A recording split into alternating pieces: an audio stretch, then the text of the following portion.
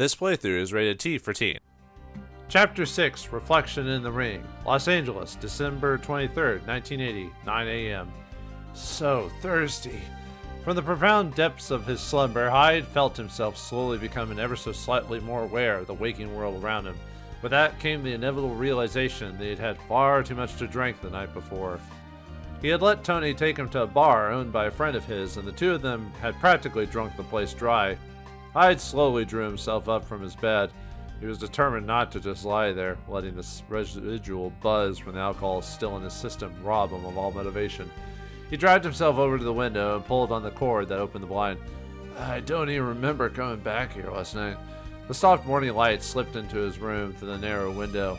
Looking out, Hyde could see the same familiar cityscape he enjoyed every morning. He closed his eyes for a moment and leaned against the window, feeling the light on his body as it shone through the glass. Shame I'll only be able to wake up to this scene for a few more days. He was surprised that he felt so emotional about leaving. His apartment wasn't exactly perfect, but he was going to miss the place. Sure is cold, he said aloud. He pulled back sharply from the window. The December chill had permeated the glass. My mom stood by the window like this once too, ignoring the cold, just looking out with her arms folded. That was the morning that mother and son moved away from Los Angeles following the death of Hyde's father.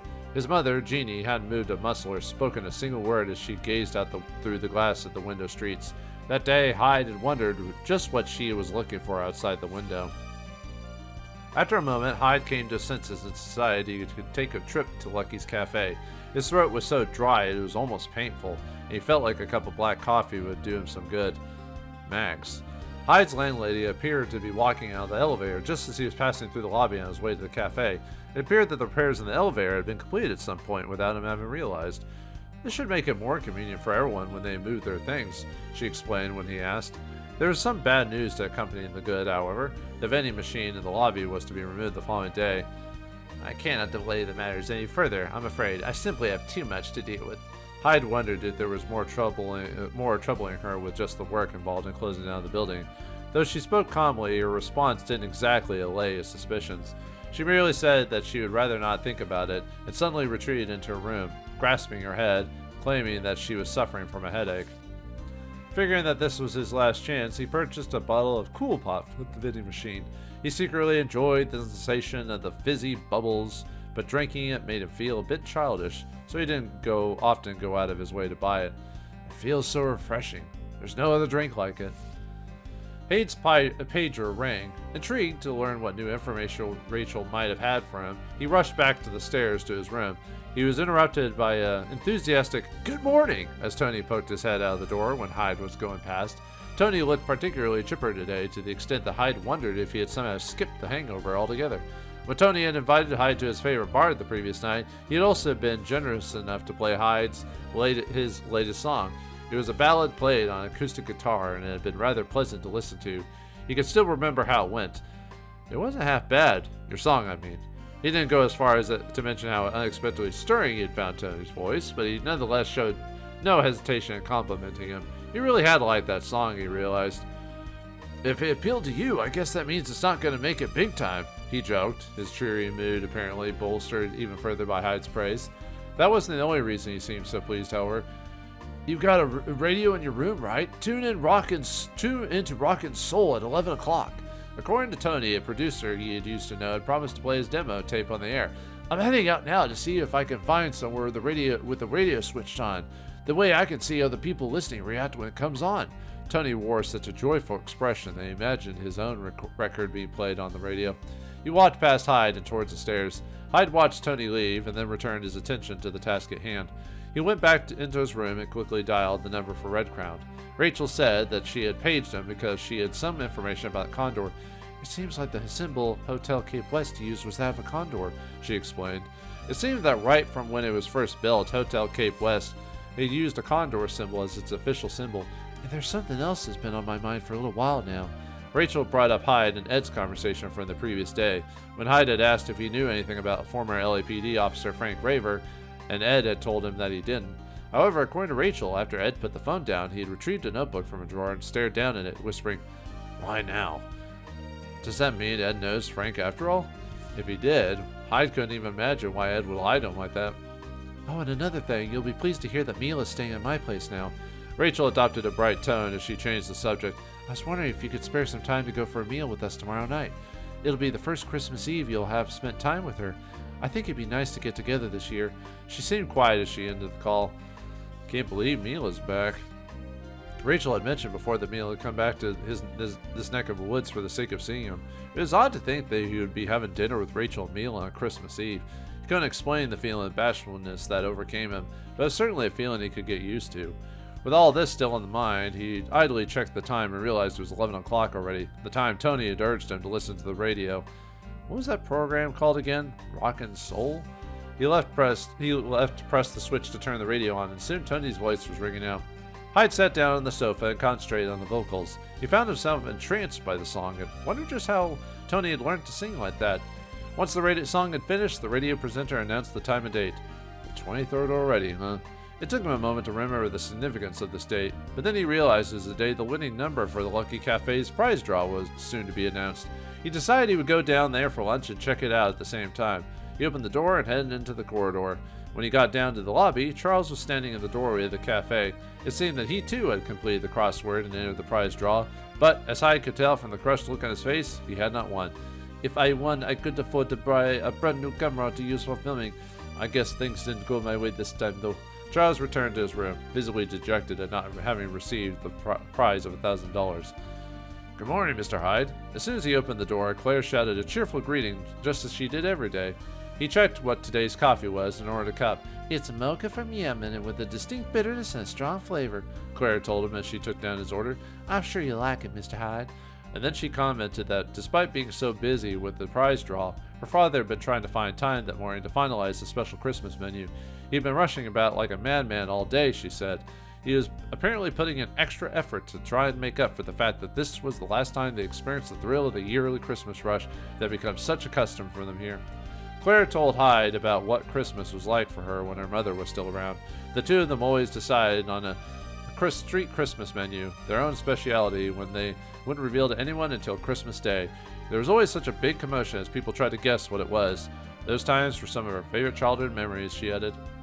While he waited for his coffee to arrive, he sped over to the far wall to check the winning number for the prize draw. The number was 53, the same number that was on Hyde's entry slip. His brow wrinkled in astonishment.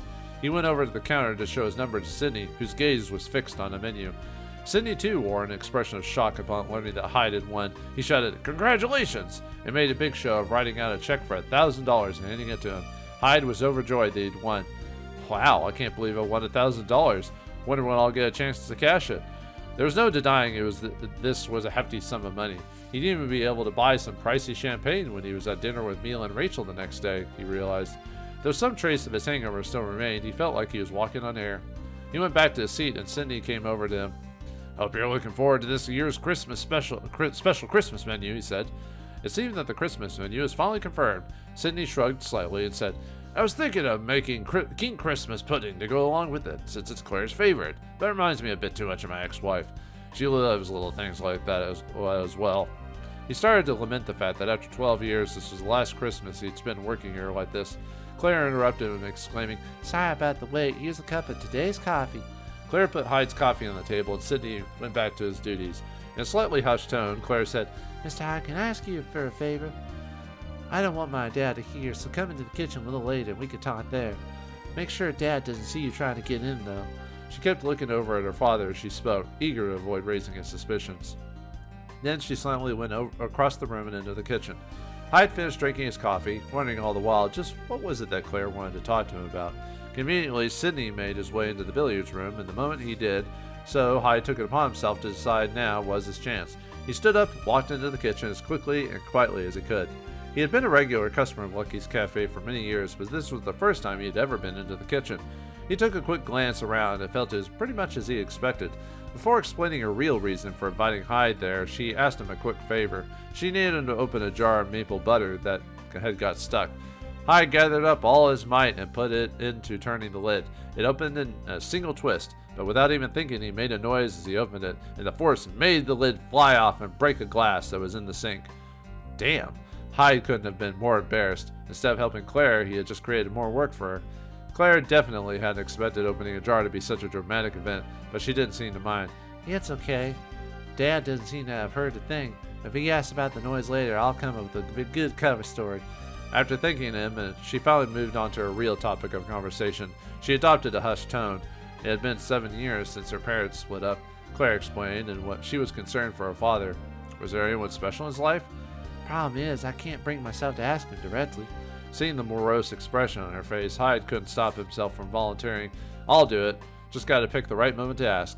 In all honesty, he'd have preferred not to get involved, but it was too late to say that now.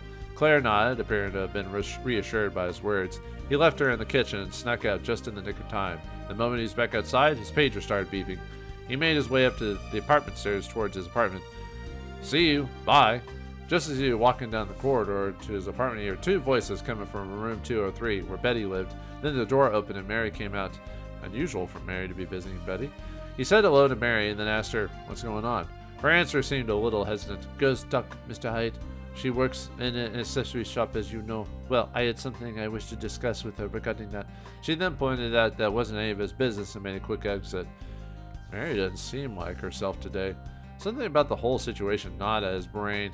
He just had to know more. In his typical style, he tried just knocking on Betty's door and asking, I happened to notice that Mary was here just now. She seemed reluctant to discuss the matter, and Hyde subtly wondered if perhaps she had promised Mary that she wouldn't. However, as they stood talking to one another in the doorway, she let slip that the matter related to money. So, she came to you to discuss money? Asked Hyde. Betty became quite flustered. When she realized she had admitted this, she insisted that she could not discuss it any further because Mary had sworn her to secrecy. She hastily retreated into her room and shut the door. Maybe I should speak to Mary again later. He reached his room at last and called Rachel. She passed him over to Ed straight away. Hyde, bellowed Ed. I've got some fresh info on the incident 13 years ago on Frank Raver. He spoke slowly as he went on. Firstly, listen up, as this is important. Turns out that Frank Raver was not in charge of that case. When he was in his 40s, there was an internal investigation that revealed all kinds of stuff he'd done, and he had gotten taken off the front line and put behind a desk. I still don't know what Frank's connection is to the victim. So he's a retired police officer who didn't lead the original investigation, has no obvious connection to the victim. Why'd he be looking into a 13-year-old case? Then Ed went on to lay out the particulars of the case. The murder occurred 13 years ago, on the final days before Hotel Cape West was closed down. The owner held a party to commemorate the occasion, and during the party his wife Kathy disappeared. By the time they found her, she was dead. She had drunk a glass of wine laced with cyanide. Initially, the LAPD investigated it as a suicide. However, her fingerprints were not found on the case of cyanide, and an expensive ring that Kathy had been wearing was missing, so they began to treat it as a murder. A large yet indefinite number of people had come and gone over the course of that night, so it wasn't particularly practical to try and gather statements from everybody. Furthermore, the bottle that Kathy's wine came from went missing during the investigation. In the end, there was never enough evidence to solve the case. So was her body really found in room 404, or was it just a rumor? That part seems to check out, Ed replied. I see. You know, that room is still in the exact state it was back then. From the sound of his voice as he responded, Ed was rather surprised to learn that the crime scene was still intact all these years later. But it was true. He confirmed the body had been found in room 404. Hyde went on. Ed, I have to ask you something. Did you really not know Frank Raver? Are you serious? I already told you I didn't. What are you trying to say? Hyde refrained from mentioning what Rachel had told him. Instead, he claimed it was simply a hunch. Ed just repeated his earlier insistence they didn't know him and had simply heard his name before. However, he did add that the person who had blown the whistle on Frank was his own former boss, Hugh Speck. Listen, I'll keep looking for more clues about Frank and the murder. I'll see what I can dig up on your Scarlet Star, too. He handed the phone back to Rachel. Hello, Kyle. About tomorrow. How does 7 o'clock at Leonardo sound? Spending Christmas Eve at a nice Italian place isn't as bad at all if you ask me. I'll leave you to think of a present for Mila. She didn't stay in the line for much longer once she had told him everything she needed to. Guess I should try to find a present. When Rachel said that last sentence, he had noticed his lack of preparation. He had not even thought about getting Mila a present. What kind of thing would make Mila happy? Nothing came to mind right away. It'd be much easier if he could ask Rachel for advice, but he felt like it would be awkward to call her again after they had just finished talking. He sighed. I'm just not a present buying kind of guy. But even so, he wanted to see Mila and Rachel's faces light up. After considering it for a moment, he resolved to walk into town to find the perfect gift for both of them. His plan was interrupted, however, by the door buzzer. It was Betty. She barged into his room and without a moment's hesitation, I need to talk to you. She clarified that it was regarding Mary. Apparently Mary had wanted Betty to buy a ring from her. The ring in question was the same one that Tony had been accused of stealing 4 days earlier. Betty said that she had taken Mary up on her offer and bought it for $500. She was starting to feel uneasy, however, because $500 seems like an awfully low price for a 3-carat diamond, even if Mary really was in desperate need of the money. I was wondering if you could take a look at for me. Do you think it's real, Mr. Hyde? He replied that sort of thing wasn't really his forte, but their concern obvious in her voice, Betty suggested that maybe they could consult Dylan, who was in possession of a magnifying glass that could be used for appraising diamonds. She seemed somewhat reluctant for Dylan to become privy to the details of the situation, however. Why did I have to buy it? The strain was growing clear in Betty's voice. Hyde could tell that she was regretting the decision immensely. Hyde thought back. Mary had said that she was given this ring by her deceased brother, hadn't she? Betty, he asked, particularly intrigued now. Would you mind if I borrowed the ring for a little while? Hyde decided he would at least see if he could borrow the magnifying glass without too much of a fuss and take a closer look at the ring. He went to see Dylan. "Hello, Mr. Hyde," said Dylan. "What can I help you with?" Fabricating a story of a childhood interest in precious stones, Hyde managed to get himself inside into the room. Dylan seemed pleased to have met a fellow enthusiast. Hyde began poring over Dylan's impressive collection, and in the process he spotted the magnifying glass on the desk. Dylan picked it up and boasted that it was designed specifically for examining jewels, and as such had an exceptionally high level of magnification. You would get a spectacular close-up view of any crystal you look at with it, he said to Hyde, with a burst of enthusiasm. Hyde admired the level of zeal that Dylan showed when discussing this hobby of his. The phone started ringing. "Feel free to take a closer look at some of my stuff," Dylan invited as he went to answer it. With Dylan's attention diverted, Hyde picked up the magnifying glass and took a stab at examining Mary's ring. Slowly, carefully, he adjusted the focus. It started to look as though there was some kind of design underneath the diamond. He wanted to see it a little better as he attempted to remove the diamond from its base. "Huh?" he explained, now that he could see the symbol more clearly. It looked like a bird of some sort. The next twist of fate was especially odd. Hyde looked up and spotted a notebook on Dylan's desk, which had the same bird symbol drawn on it. Coincidence, or otherwise, the two looked remarkably alike. Hyde scrambled to put the ring away as Dylan returned. "How'd you get on with the magnifying glass?" asked Dylan. "It's great examining the tiny details of stones using this, isn't it?" Hyde asked him about the drawings in the notebook. His answer was a straightforward one. "You mean this picture? It's a condor." "A condor? Do you like condors or something?" Hyde asked. Dylan replied that he had simply copied the condor design he'd seen on the 4th floor, specifically room 406. So somewhere in room 406 there's a design just like the one engraved on Mary's ring? He would have to go and take a look for himself as soon as he got a chance. The word condor had come up too many times now for it to be a coincidence. A condor had been the official symbol of the hotel Frank had mentioned. Condor on his tape, and now this. Thinking back, Frank's tape was the first place he had heard it. He recalled the words from the tape. "The state of the fourth floor is just as it was 13 years ago. My initial sweep of room 404 with Kathy McGrath's body was found is complete. Before vacating this building, I must find the lost items connected with Condor." But what was the connection between Hotel Cape West and Condor? The mysteries kept piling up in his mind, and no matter how many times he went over the same questions, the answers continued to elude him. He decided he wouldn't have much luck solving any of his present conundrums without additional clues, so he made for the 4th floor. He checked the time first. It was getting on to 3 in the afternoon. He proceeded past the flyer door and tried to go into room 406, but when he turned the knob, he found that the door was locked and it showed no signs of opening, regardless how much force he applied. He turned on the spot and realized with a jump that Dylan was standing right behind him. Dylan said that Max had lent him the spare keys for the building to enable him to perform maintenance work. Then he inserted the key and turned it in such a way that he appeared to have memorized just the right technique for opening the ancient lock. "There you go, it's open now," he said, waving his hand as if to invite Hyde in. Hyde gladly accepted Dylan's help and followed him inside room 406, but after a quick scan of the entire room, he could see no sign of the condor symbol. "I'll leave you to figure out where it is," said Dylan mischievously before going on his merry way. With a sigh, Hyde set about exploring the room thoroughly. He still couldn't spot this elusive condor, however. In one corner of the room, there was a disorganized collection of odd old furniture lying unused.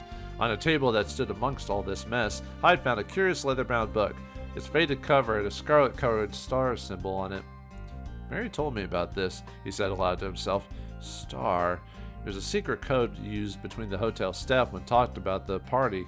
He opened the book, but all that was inside were various photographs from the party. Evidently, it was a photo album. The next thing that caught his eye was a photograph of the hotel hanging in a frame on the wall.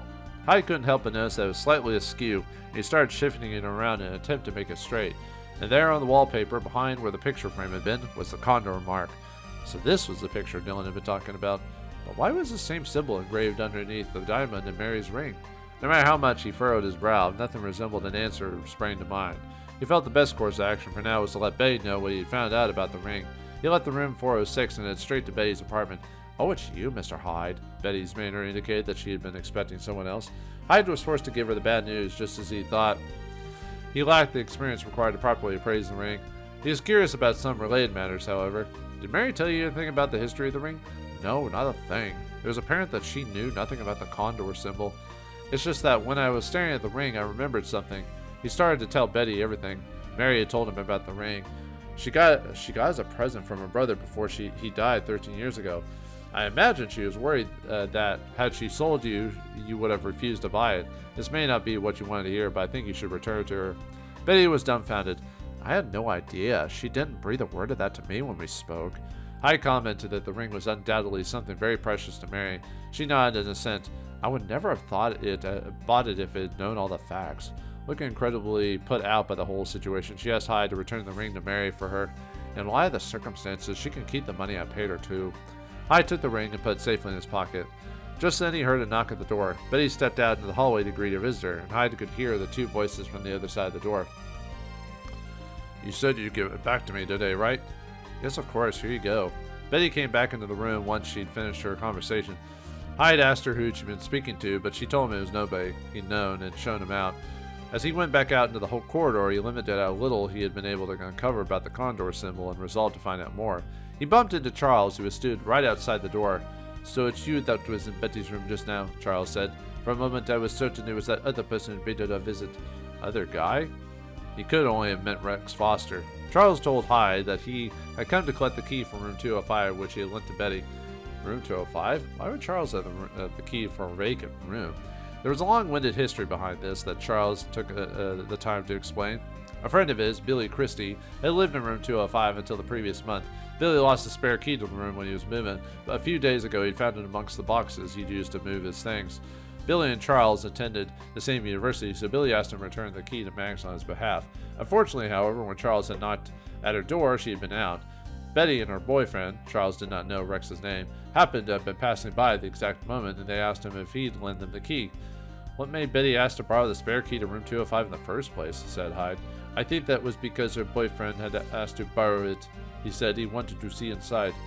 "Hey Charles, would you lend me the spare key too?" Hyde made a fitting enough excuse that he wanted to take this last ever chance to see the view from room 205's window. What could Rex have needed to do in room 205? Hyde needed to take a look for himself. He was certain that something in that room would start to clear the fog that stood in the way of his investigation at every turn.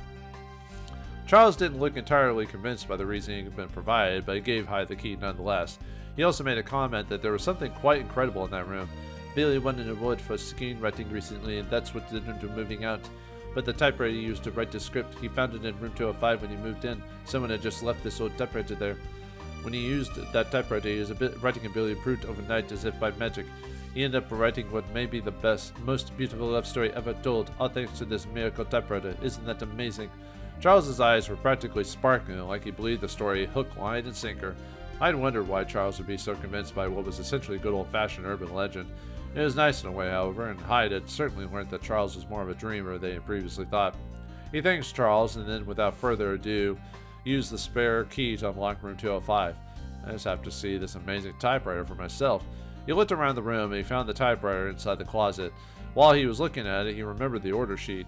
Hyde considered the possibility that the order sheet, as well as the letter he was instructed to find in the cafe, had been written using his typewriter.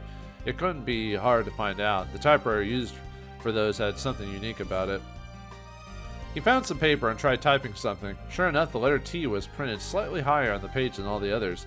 His peculiar characteristic was exactly like the one he had seen on the order sheet in the letter. His typewriter had definitely been used to write them, which raised the question, who had been using this typewriter? Was it Rex? He wasn't going to waste any time. He left room 205 and headed for Betty's apartment. She opened up almost as soon as he knocked. "Betty, you asked Charles to lend you the key to room 205, didn't you? Does that mean you went in there?" She was taken back slightly by the suddenness of this, but a moment later she simply brushed the question aside as if it was nothing. Hyde changed his tact and asked if it was actually Rex that wanted to borrow the key. So what if it was... So what if it was? She replied with a nonchalant roll of her eyes. Betty, this is important. Please, you have to tell me what's going on. Betty momentarily fell silent. After considering the moment for a matter, she had resigned air about her. She finally relented and admitted that after borrowing the key from Charles, she gave it to Rex. Hyde asked Betty in all honesty why she was going out with a guy like Rex. We're through already, so what does it matter? Tears were beginning to well up in her eyes. She added that he had never been serious about the relationship and that he had just used her to get closer to Mary. Do you know what he was trying to find out about Mary? Hyde asked in a calm tone, hoping that Betty might return to her usual level of composure. She said that Rex had kept showing an interest in who Mary was friends with and what their relationships were. Betty had asked him once why he cared about that stuff. His answer was that he was interested in putting a stop to Mary's accomplice. And then, as soon as he was finished with whatever he was doing in room 205, he broke off all contact. Betty hadn't heard from him since. Rex had just been stringing her along the whole time. Once she had finished recounting her tale of woe, Betty wiped her tears away with a handkerchief. Hyde asked if she had ever seen Rex posting a letter to anyone who lived in the building, but Betty simply answered that she wasn't sure. Seeing her still red and tear-strained face, Hyde felt it was best not to subject her to any more questions. Back in his own apartment, he couldn't stop thinking about the typewriter in room 205. Did Rex use it to write the order sheet? And if so, what was his motive? Then there was Mary's ring and the matching condor mark of the wall of room 406. What did it all mean? Slowly but surely, Hyde found himself drawn ever deeper into a raging whirlpool of mystery. Alright, classifieds. Notes concerning Kyle Hyde's Part 6, Kyle's youth. Kyle Hyde's father died when he was 9 years old, and shortly afterwards he and his mother Jeannie moved to Manhattan. Hyde continued to live there for approximately 21 years, eventually moving away at the age of 30. I had divided Kyle's life in Manhattan into 3 distinct time periods as so to facilitate the research process. These categories are Kyle as a child, Kyle as a young man, Kyle as a police officer. Over the course of my research, I learned that during each of these periods, there was a key figure in his life who had a great impact on his personal development. The first was a teacher he had as a young boy, Sarah Hartman. The second is Billy J. Coolidge, whom Kyle befriended as a young man. Finally, during his days on the police force, he was greatly influenced by his partner, Brian Bradley. My research inevitably took me to Manhattan at one point, and during my time there, I was lucky enough to be able to interview one of those key figures regarding the younger Kyle Hyde. Yeah, I see Kyle twice, maybe 3 times a year. The last time was all about half a year ago, I think. I had a recording session at a studio in LA, and after work I called him up late night and dragged him to a nearby bar. We ended up drinking right through till the morning. It's like that whenever I go drinking with the guy, we end up chatting for hours. This is the first recollection I heard from Billy J. Coolidge, Kyle's friend of many years, when we met at the Open Air Cafe in East Village. Billy is a session musician with his own studio not far from said cafe, and his drumming can be heard on albums from numerous well-known artists. He was also closer to Kyle than anyone else in their young years. When I first met the guy, he was 16 and I was 18, but for a while he lied to me and pretended we were the same age. He was a dirty little sneak back then. They got to know each other when they were both working part-time for a cool pop delivery company. It paid pretty well, but the minimum age for the job was 18, so for that summer Kyle pretended he was old enough and worked there with Billy. The two of them soon became best friends, and they subsequently went to the same university. Even now, with Kyle living in Los Angeles, their friendship continues uninterrupted. He's never changed, you know. He's never been great at weighing up the pros and cons of his actions. When he sets his mind on something, he'll do whatever it takes, and damn the consequences. He ended up regretting it plenty of times. I've seen him get much more emotional than I expected from a big guy like him. I gotta say, I was pretty shocked when he said he was going to be a cop. Ever since he was 17, he always said he wanted to play the sax for a living no matter what. In fact, Billy was the reason Kyle developed an interest in the saxophone to begin with. For Kyle's 17th birthday, Billy gave him a record that he was into at the time. It was a famous free jazz recording that many considered representative of the 1960s as a whole. Kyle became so completely fascinated by the sound of the saxophone on the record, they took all the money he'd been saved up and bought a used alto sax, then started teaching himself how to play. The guy was a natural. After we started college, he sometimes got all the jazzmen my pop knew to teach him stuff as well. But after the accident, he could never quite play as well as he used to. When Kyle was in his third year of university, he suffered an event that forced him to give up on his dream. It all started when the elevator broke down one day in an old apartment building where he lived at the time. Kyle got in the elevator at the same time as a young boy called Daniel. They both lived on the 6th floor, and just as they were about to reach it, the elevator suddenly stopped with a clunk. The moment he realized they were trapped inside, Daniel panicked. He started wailing loudly and had difficulty breathing. There was no emergency call button in that elevator, so he started banging on the wall with his fists and shouting for help. He knew he had to get that kid rescued as quickly as possible. The apartment manager finally heard Kyle's knocking and called the fire department, who managed to get them out of the elevator. Daniel was perfectly safe. It wasn't long before Kyle and Daniel developed something of a bond, but whether it was fate or simply coincidence, that was not the only calamity to befall the two of them. Kyle had to rescue Daniel one more time. One day, Daniel was playing on his bicycle in front of the apartment building when he noticed Kyle arriving home. He pushed down too hard on the pedal and sent himself flying towards the road. The brakes wouldn't work, so he was unable to stop himself. In the space of a second, Kyle threw himself into the bike and saved Daniel. But in the process, one of Kyle's fingers collided with the handlebars and was injured. His fingers still ached sometimes, even after the injury had healed, and from then on, he just couldn't press the keys on the saxophone as well as before. That kid was being left home all alone all the time, so Kyle was always looking out for him. I doubt he regrets saving him, even if he did hurt himself doing it. That was the turning point for Kyle, though. That was when he started thinking seriously about becoming a cop. He probably had it on his mind already, though if I had to guess, you know what happened with his pop and all. I was eager to find out all I could from Billy while I had the opportunity to speak to him. He was kind enough to tell me numerous stories about Kyle's love life, as well as Kyle's anecdotes about Kyle that no one else would know. The last story he told me before he ran out of time was something I hadn't quite expected. It was about a musician.